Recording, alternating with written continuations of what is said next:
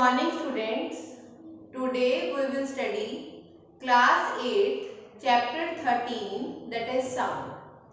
In previous lecture we had studied about how sound is produced and how sound propagates.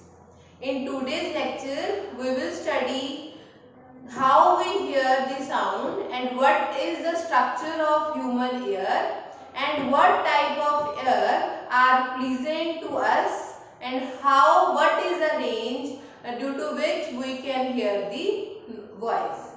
So firstly we will discuss about human ears. So as you see, the outer part of your ear, but the inner part is like this. So the outer part of human ear, as you see here, is like a funnel.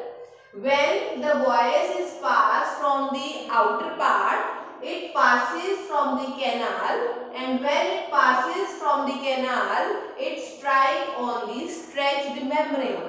That stretched membrane is called eardrum. So when the voice or the sound passes from the eardrum and reaches to the inner ear. So this is the inner ear. So after reaching the inner ear, the signal goes to the brain and we are able to hear the sound.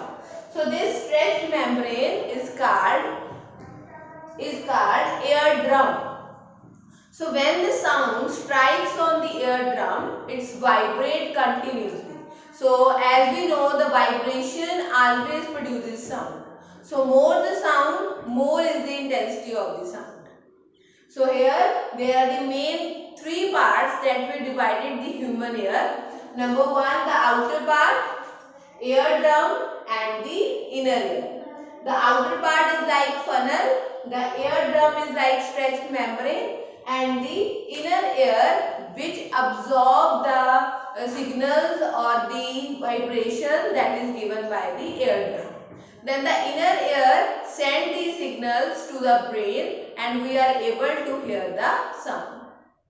So the next is amplitude. So here these are the to and fro motion of any object of the sound is called vibrations, or these types of motions is called oscillatory motion. So to and fro motion of any object or a sound is called vibration. So the maximum upward displacement or maximum upward distance is covered by the body is called its amplitude. So more the amplitude, more is the intensity of the sound. So next is frequency. The frequency is the number of oscillations per second. So which means in 1 second how many oscillations take place. So one oscillation means it starts from the mean position, then go up, then come to mean position, then go down, and then again come to mean position. So this is called one complete oscillation. So here the number of oscillations per second is called frequency. The units of frequency is hertz. This is hertz. So the frequency can be calculated by the units hertz. So which means how much oscillations that take place during the sound production. So next is loudness. So loudness is how much sound is loud. So it is proportional to the scale of amplitude. That means if the amplitude is 2, then the loudness is 4, which means scale. If the amplitude is 3, the loudness is 9. So the units of loudness is decibel, that is DICIBEL, or simply we can say dB. So the units of loudness is decibel. Next is if the amplitude is large, then we can say that sound is loud. If the amplitude is small, then we can say that sound is feeble or it is less. So it all depends upon the amplitude. So loudness means the pitch is high, which means this part is high. The upward displacement is high. So can say that more the amplitude or more is the sound. So next is shrillness or pitch. So the shrillness or pitch are directly related to the frequency. If the frequency is high, then we can say that sound is shrill or the sound has higher pitch. If the frequency is low, then sound is not shrill or it has lower pitch. For example, in drum, the frequency is low, which means it has lower pitch or sound is not shrill. In case of birds and whistle, the frequency is high, so sound is shrill and the pitch is higher. So in this way, we define the shrillness or pitch in terms of frequency. But the loudness can be understood in terms of amplitude. Next is audible sound or inaudible sound. The sound which can be heard by the human body, that is the audible sound. So what does it mean? The sound whose frequency lies between 20 Hz to 20,000 Hz, then we can say that it is audible range or audible sound. So from this we can say that human can hear only the frequency having 20 Hz to 20,000 Hz. On the other side, if the frequency is lower than 20 Hz or more than 20,000 Hz, then we are not able to hear that sound. So we can say that it is inaudible sound. So certain animals are able to hear the voice that is more than 20,000 Hz.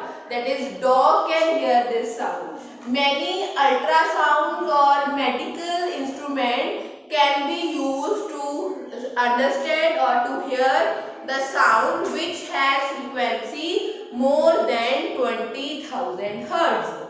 So we can say that if the frequency is lower than 20 Hz or more than 20,000 Hz, so this range is called inaudible range. So next is noise and music.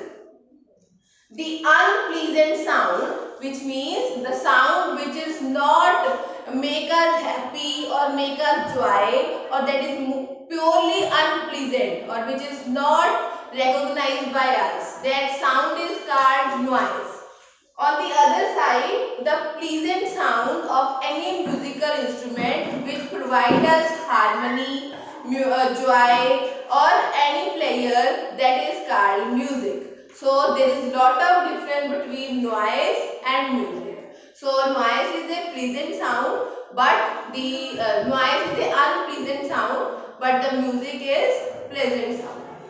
So next is noise pollution. The presence of unwanted sound in environment is called noise pollution.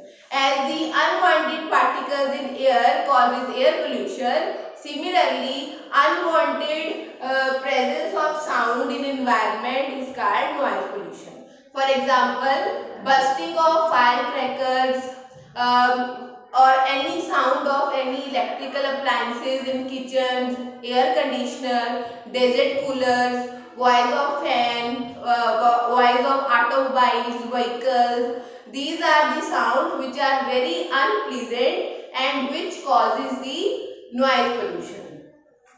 So there are lot of harmful effects which causes the harmful effects due to the noise pollution. So mainly there are health related problems. So harmful effects of noise pollution are: number one, the health related problems like lack of sleep, hypertension, high blood pressure, anxiety, or sometimes it is temporary or permanent impairment of hearing, or the person lost its power of hearing by the noise pollution. So to protect ourselves from noise pollution, we have to take some protection measure to limit this noise pollution. So there are number of methods by which we can limit the noise pollution. So number one, silencing devices should be used in the aircrafts or automobiles, vehicles, so that these noise can't affect on the environment. Number two, the noise operation devices or noise producing industries should be away from the residential area. Number three, we should plant more and more trees on the roadsides so that the less sound should be cut or the voice of automobiles should be cut off.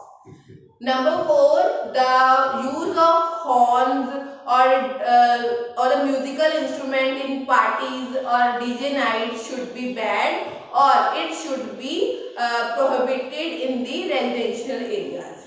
So in this way we can do the several measures so that the noise should be cut off. You should slow your TV or radio or music stations while at night so that the noise can be cut off. So there are number of measures we can use so that the noise can be controlled. So here we had completed the topics related to the human ear, or the what are the effects of unpleasant sounds of human ear. Now we will do certain numericals related to this. So the numerical is a simple pendulum makes 10 oscillations in 20 seconds. What is the time period and frequency? So here the oscillations are 20. So oscillations are 10 and the time is 20 seconds. So here the frequency can be calculated as, that is the number of oscillations upon time taken. So number of oscillations is 10 and time taken is 20. So 1 by 2 is 0.5 hertz.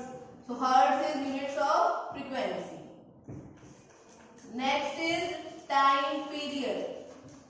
So time period is, that is time taken to complete one oscillation. So time period is reciprocal of frequency. That is, we can say that it is 1 upon frequency. That is 1 upon 0.5 hertz. Here the time period is 1 upon frequency. The time period is the time taken to complete one oscillation. So one oscillation means how much time taken to go from one place to this mean position. So this is the one oscillation. So how much time we can take? That is called time period. So time period here is 1 upon frequency. So frequency is 0.5. So it is 1 upon 0.5 is written as 10 by 5. So here 10 comes up. So it is 2. So time period is 2 seconds. So in this way we can calculate the different frequencies and time period by knowing the oscillations and time period. Thank you.